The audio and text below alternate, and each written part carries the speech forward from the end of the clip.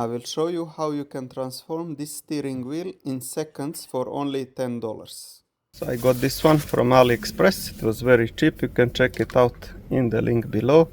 And it comes with pre-installed 3M glue. So we'll just remove this and put it like this. And you can see how nicely it looks compared to the before.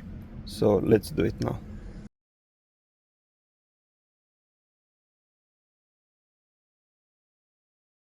I don't know, I think it now looks better. Tell me what do you think in the comments below, and would you do it to your Mercedes? If you like it, you can order it from the link in the description of this video. And until next time, Assalamu alaikum, may peace be upon you.